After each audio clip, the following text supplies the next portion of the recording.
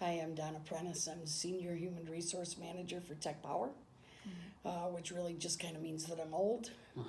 We have 5 facilities, and I'm involved, at least to some degree, with all 5 of our facilities. I personally travel to 3, Cleveland, Wichita, and Utica. That's what I do. This is my main site. This is my home, and so How long you been with the company now? 31 years, 31 and a half years. So, And you've been in HR from the beginning? no, or- I started on the shop floor. Okay, I was a polisher, I was a union worker. Within the first year, I got promoted to supervision. From supervision, I got promoted into quality, and then they came and asked me, did I want to be in HR? And I was like, what do I know about HR? right. But, I took the plunge, and a couple years into that, I got promoted to senior HR and started traveling. So that's how we're here today.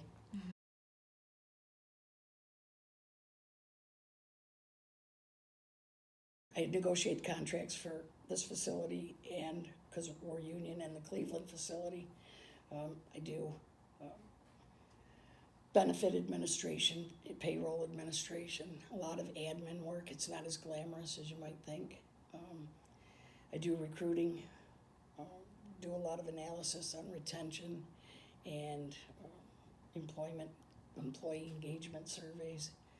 I work with the operations group to make sure that people are treated fairly, which they are, and I don't know, just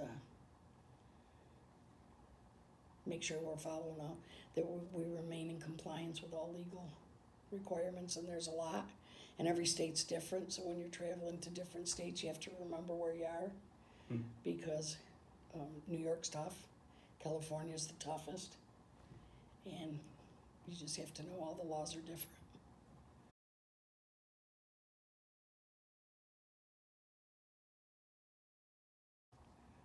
Oh God, surviving 31 and a half years.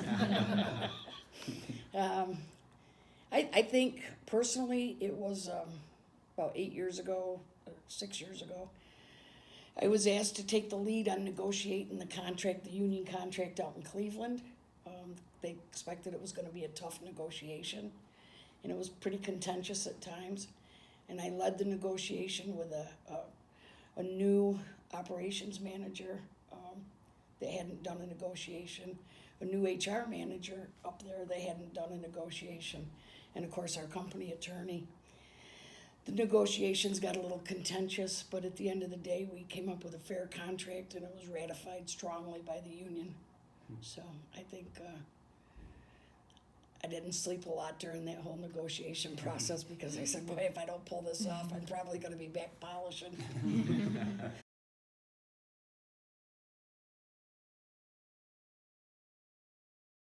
In my senior yearbook, I had one of my teachers actually write in the yearbook, "Climb though the rocks be rugged."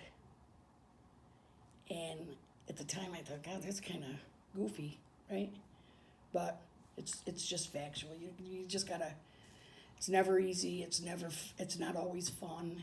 You just gotta keep going and keep climbing and keep doing the best you can every day.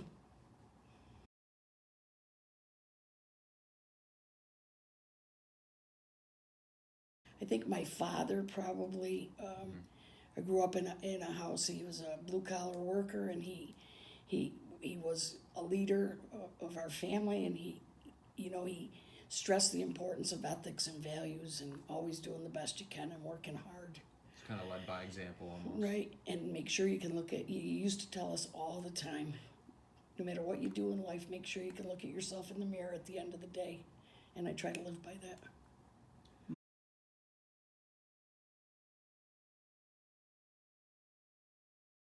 I think honesty and integrity, I think are the most important things, right? Everything else can be learned or taught, but you can't teach somebody how to be honest and have ethics and have values. And Right.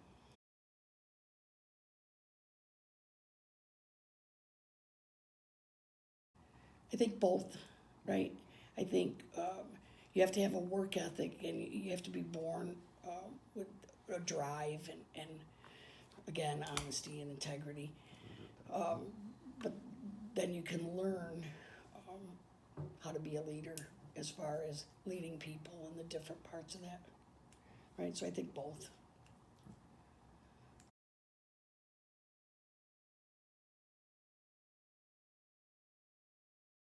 That's a good question. Well, I can only speak from here. What we do is we give everybody a persona metrics, which is a online skill assessment, shows their strengths, shows their weaknesses, and from that, when they're done with the test, the administrator of the test, who's offsite, who's not somebody that's an employee, he goes over the results with them, and we talk through it, and we learn what are their strengths, what are their weaknesses, what do they need help with, and we provide that help. It's like building a roadmap for where they want to end up.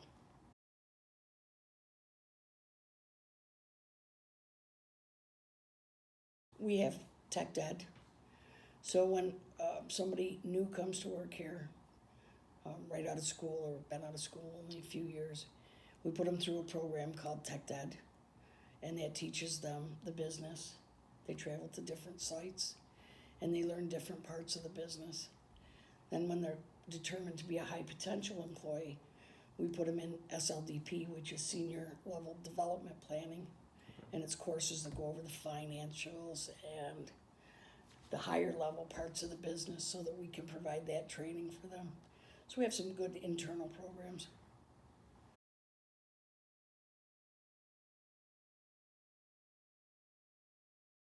Well, we try to, and we've done a really great job at this in the last 5 years, probably particularly. We try to celebrate the wins and let them celebrate the wins. So, we had a guy exceed his continuous, every employee here has to have continuous improvement goals, taking cost out of the business. 75% of their salary. We had a guy do like 3 times his salary. Wow. And we gave him a check, and said, good stuff. And we gave him a raise and we promoted him. And so we do that publicly so that people know, work hard and do good things, and you're going to get recognized.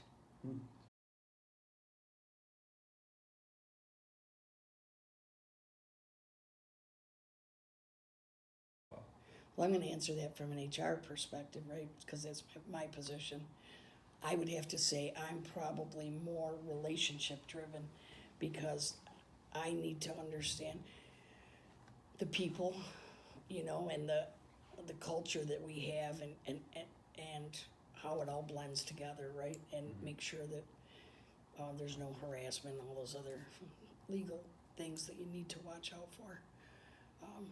I know when somebody's having a baby out there. I know when somebody's father's in the hospital sick, because it's my job to know it, to be supportive for that.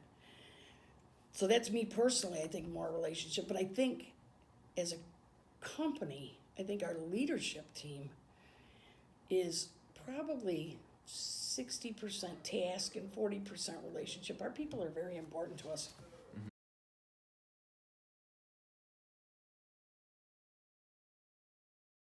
Again, and we have a couple newer managers that struggle with that.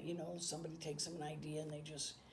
So the most important way that you can not squash creativity and innovation is to listen, right? If somebody comes to you with an idea and you just say, it's not going to work, pretty soon that person's not going to come to you with an idea, and it might be a great one.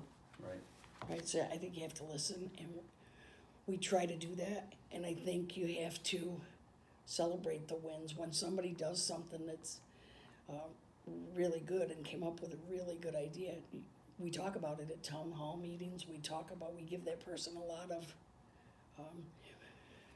FaceTime with our senior level staff and with, so that they feel important. They know how good they did, celebrating the wins. Right.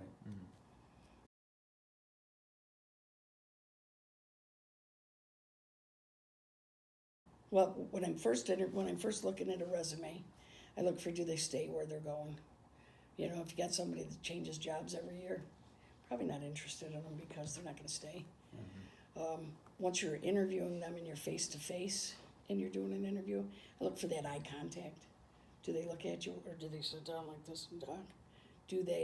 Are they fidgety and too overexcited and, you know, you just can't get a good read on what they're all about? It depends on the position.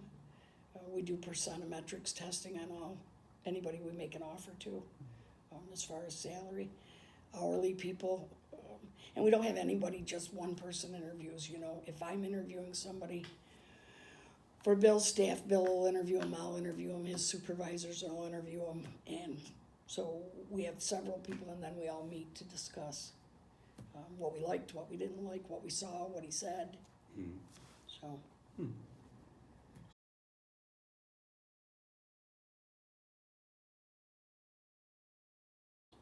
Yeah, make every day like your first day, and climb though the rocks be rugged, right? I mean, just keep climbing and show them that you have good work ethic and good integrity and that you know, because companies, if you're having a reduction in force at any company, they look at who can I live without and who can't I live without, right? So you want to be always on that side of I don't want them to be able to live without me because I make everything easier because I know my job. So you just got to work hard, be honest, and show a lot of values.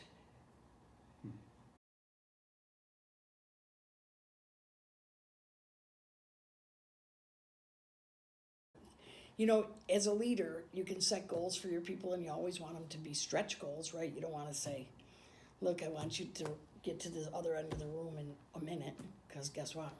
I can sit here for 50 seconds and then go do it, so that's no good. But you want to make sure goals that you give people are always SMART goals, right? So that they can achieve them, they got to work to achieve them. But at the same time, you don't want to give them goals that are not achievable, because that, I mean, human nature, there's no way that's possible. I'm not even gonna bother.